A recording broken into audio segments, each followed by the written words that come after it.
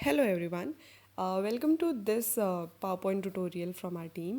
इस एपिसोड में हम लोग बात करने वाले हैं कि जो बेसिक शेप्स के ऑप्शन है हमारे पास पावरपॉइंट में उनको किस तरह से आप 3D में कन्वर्ट कर सकते हैं। इसके लिए हमें दो ऑप्शन लगेंगे। एक तो एडिटिंग में 3D फॉर्मेट का ऑप्शन हम लोग इस्तेमाल करने वाले हैं, और क्योंकि हम इमेज को 3D बना रहे हैं तो उसको यूजुअली रोटेट करके हमें चेक करना होता है कि किस तरह की एडिटिंग आपको चाहिए, तो हम 3D रोटेशन देखेंगे। सबसे पहले हम लोग जाएंगे बेसिक शेप्स में जो इंसर्ट में है। टाइटल का नाम बेसिक शेप इस वर्ड की वजह से ही है। तो बेसिक शेप्स में जाके हम लोग सबसे पहले ट्रायंगल चूज़ कर रहे हैं। ये एक रैंडम सिलेक्शन है, कोई पर्पज़ नहीं है इसका।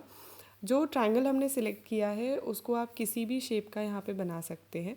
हम लोग सिर्फ ये देखने वाले हैं कि किस तरह की एडिटिंग आप इस एक बेसिक शेप से बना सकते हैं। इसके लिए हम लोग जाएंगे, यहाँ पे स्क्रॉल डाउन किया हमने फॉर्मेट शेप में। ये राइट क्लिक करके भी आ सकता है और दूसरा शॉर्ट की से भी आ सकता है।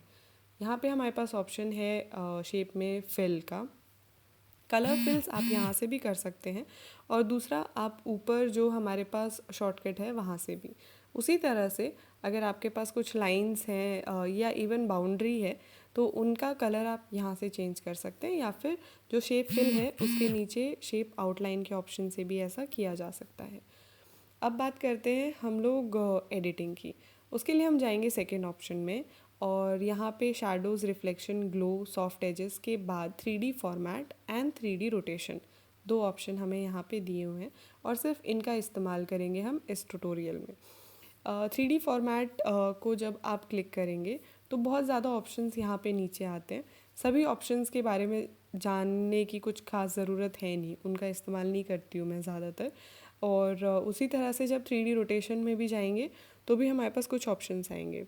3D रोटेशन एज्यूम करने में थोड़ा इजी है। यहाँ पे आपके पास 3 एक्सेस होते हैं, X, Y and Z, Z या जी जैसा भी आप बोलना चाहें। तो इनकी वैल्यूज़ को कम ज़्यादा करके आप शेप को रोटेट कर सकते हैं। जैसे आपको दिख रहा होगा कि हमारा ट्रायंगल स्क्रीन पे रोटेट हो रहा है जैसे जैसे मैं यहाँ पे चेंजेस करती हूँ।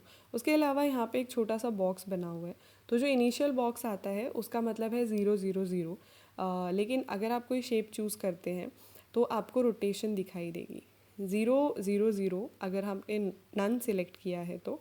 और जैसे ही आप कोई शेप चूज़ करेंगे तो यहाँ पे वैल्यूज़ आपको जैसे चेंज दिखाई देंगी। 300 हो गई है, 35, या फिर 301, 302। ये इनबिल्ट वैल्यूज़ हैं जो आपको पावरपॉइंट देता है। इसके अलावा अगर आपको कुछ चाहिए तो आप इन एरोज़ का इस्तेमाल करके शेप को रोटेट कर सकते हैं। बट क्योंकि ये 2D है तो चेंजेस आपको ज़्यादा नज़र नहीं आएंगे। तो हम लोग एक काम करते हैं, इसे पहले 3D बनाते हैं। उसके लिए हम लोग यहाँ पे जो हमारे पास टॉप बेवल का ऑप्शन है, या आप मान लीजिए जो शुरू में सबसे पहले विड्थ का ऑप्शन है, उसमें हम जाके सबसे पहले हम 100 पॉइंट्स देंगे विड्थ को। 100 एक रैंडम नंबर है, आप कोई अलग नंबर भी दे सकते हैं डिपेंडिंग कि कैसी शेप आपको चाहिए। और हम हाइट को भी 100 नंबर देंगे। तो आपको दिख रहा होगा कि जैसे जैसे ये चेंजेस यहाँ पे हो रहे हैं तो आपकी जो शेप है वो थोड़ी सी हार्ट शेप जैसी बन गई है। हालांकि हमने स्टार्टिंग ट्रायंगल से की थी, बट आपको चेंजेस यहाँ पे दिख रहे होंगे। अगर आप नन करेंगे यानी 0 0 0, तो ये फ्रंट व्यू है आपकी शेप का। फॉर कंपैरिजन मैं यहाँ पे हमारी 2D भी अटैच कर रही हूँ। इसको अगर आप सेम साइज़ का देंगे तो आप देख सकते हैं कि यूजुअली अगर आप पिक्टोरियल पर्पस के लिए अगर आप कोई शेप यूज़ करते हैं तो स्लाइड्स में सेम ट्रायंगल को अगर आप 2D से 3D बना देंगे तो वो थोड़ा सा अच्छा दिखता है।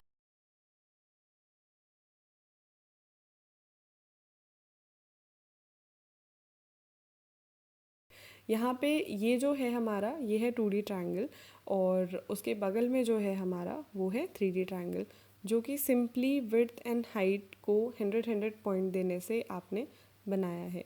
सिर्फ इतना ही नहीं है, 3D एडिटिंग में बहुत सारे ऑप्शंस हैं हमारे पास।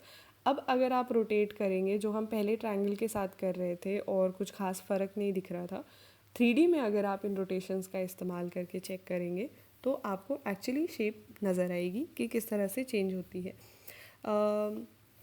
तो बस इतना ही है इस पार्ट के लिए।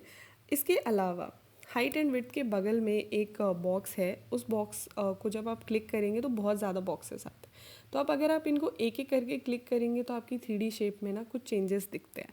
जैसे यहाँ पे मैंने जब सेकंड ऑप्शन लिया तो एक कट आ गया जो हमारे पास एकदम शार्प एज था।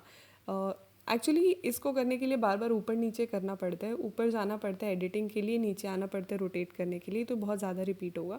तो जैसे जब हमने फर्स्ट ऑप्शन लिया तो कट नहीं था, सेकंड ऑप्शन में कट आ गया हमारे पास, थर्ड ऑप्शन में तो एकदम से ही शेप चेंज हो गई।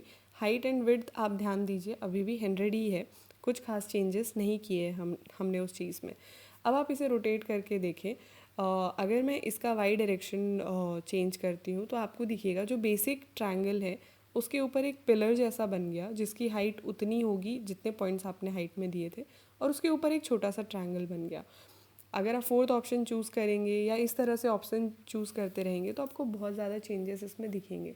जैसे ये शेप थोड़ी सी सिमिलर है, ये जो हमारा फर्स्ट शेप था उससे थोड़ा सा मैच होता है, तो एक काम करते हैं फर्स्ट शेप को यहाँ पे रिपीट करते हैं क्योंकि वो बनता है डिफरेंस जानने के लिए बेसिकली।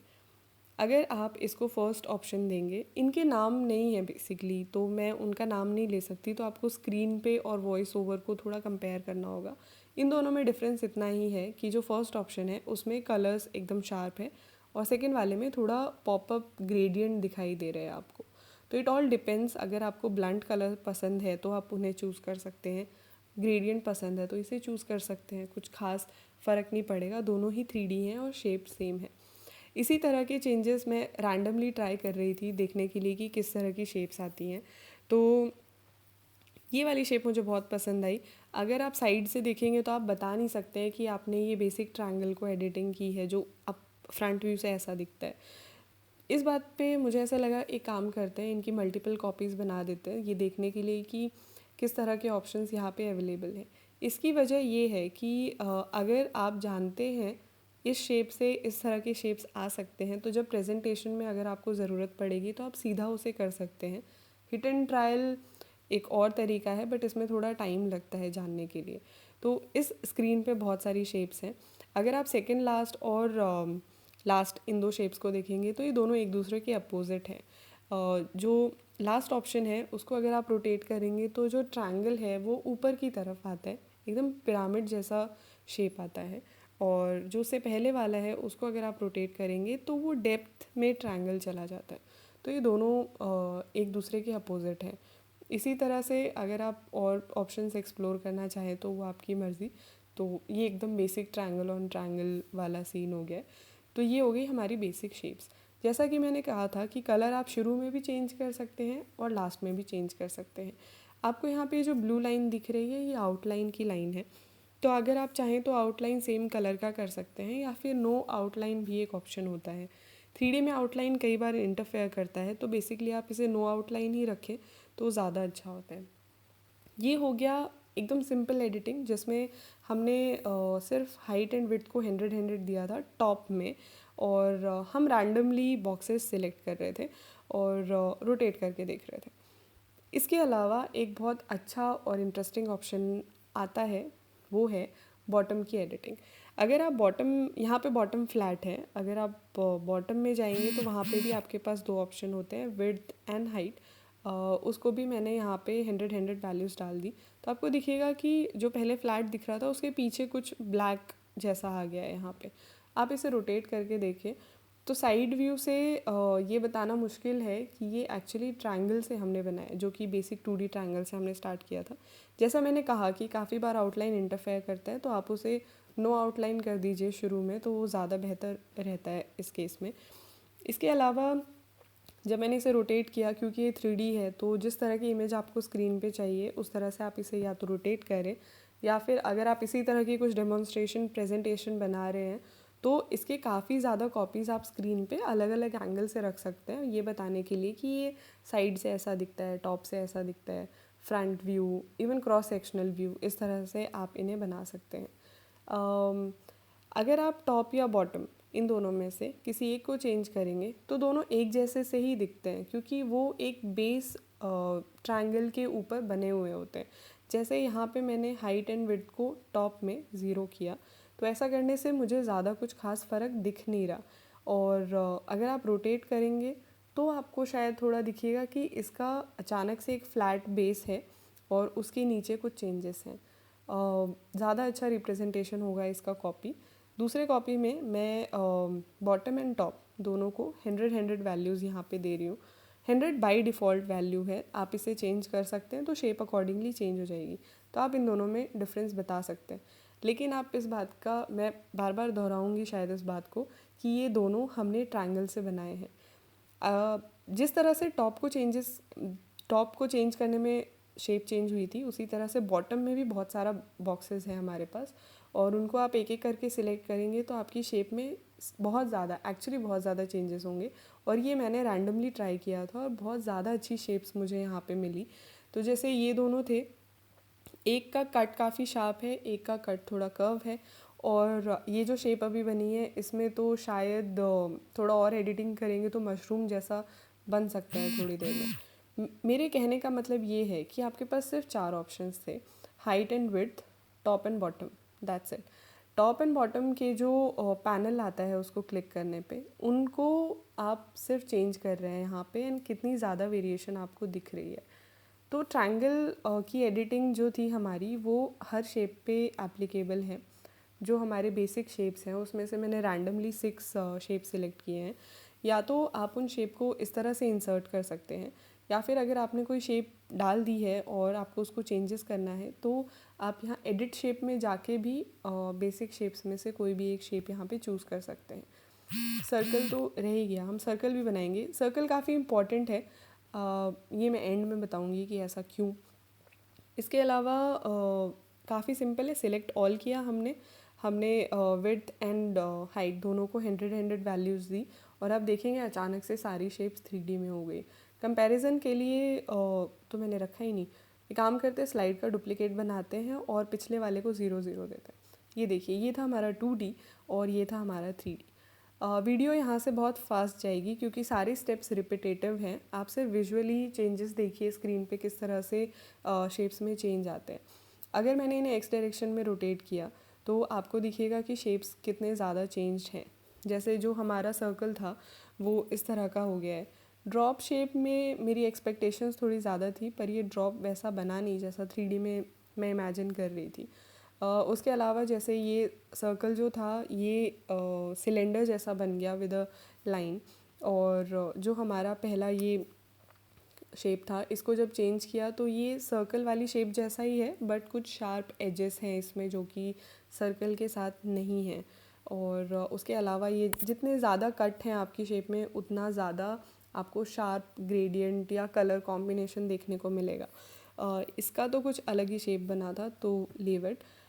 इसके अलावा आप इनके टॉप एंड बॉटम की शेप भी चेंज कर सकते हैं। ये जो पहले वाले थे ये बाय डिफ़ॉल्ट फर्स्ट ऑप्शन था, नीचे इतने सारे ऑप्शंस हैं, तो देखिए आपको गलती से ही सही एक स्क्रू जैसा, आइसक्रीम जैसा, छतरी जैसा, मशरूम जैसा, इवन हैमर, ये इस तरह की शेप्स आपको यहाँ पे मिल रही हैं।